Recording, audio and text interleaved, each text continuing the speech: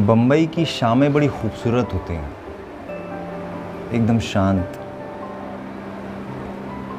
कभी कभी मुझे ऐसा लगता है कि बम्बई आपके दिमाग के हिसाब से काम करती है। अगर आप शांत हैं तो फिर बम्बई आपको शांत करेगी, और अगर आप बेचैन हैं तो खा जाएगी आपको बम्बई।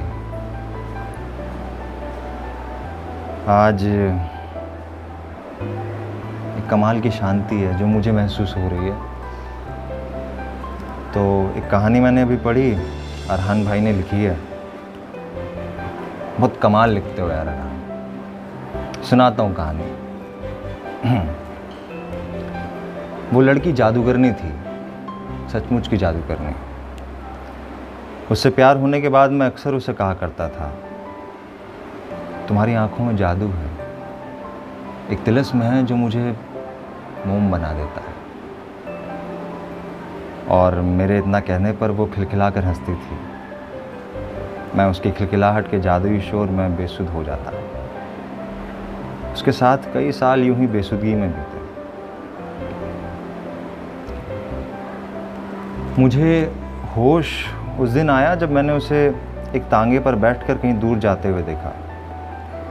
वो एक बहुत सुंदर सा तांगा था। ऐसे तांगे मैंने विदेशी फिल्मों में देखे थे जिनमें राजकुमारियां सवारी किया करती थी। मैं हैरान था कि आज के ज़माने में जहाँ कहीं भी जाने के लिए इतने तेज़ साधन मौजूद है, वो एक तांगे पर चढ़कर कहाँ जा रही है।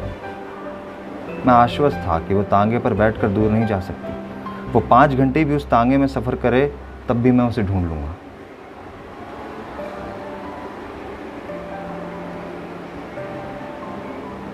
मैं अपने घर की खिड़की से उसे जाते हुए देख रहा था। उसका तांगा आगे कुछ दूर जाकर हवा में उड़ने लगा।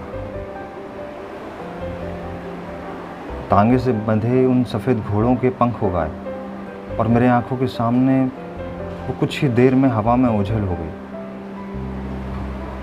मैंने उसे जाते हुए देख खुद से कहा, उसे इस तरह नहीं जाना चाहिए था। उसके जाने के बाद मैं अपने कमरे में गया और उसकी चीज़ें तलाशने लगा। उसकी सारी चीज़ें घर में ज्यों की त्यों पड़ी हुई थी, पर मुझे दिल ही दिल में ऐसा लग रहा था कि वो बहुत कुछ कीमती लेकर चली गई है। किसी लेखक, किसी कवि की कहानियों में इस्तेमाल हुए मेटाफर से भी ज़्यादा कीमती। मैं बेतहाशा अपने घर के सारे कमरों में चीज़ें ढूंढने लगा। घर से धूल का एक कण भी गायब नहीं था। मैंने दुनिया भर के छोटी चीज़ों के देवताओं को गाली दी और अपने कमरे के बिस्तर पर बैठ गया। अब भी घर में सारी चीज़ें मौजूद थी, बस जो आईना था उसमें मेरा अक्स नहीं था।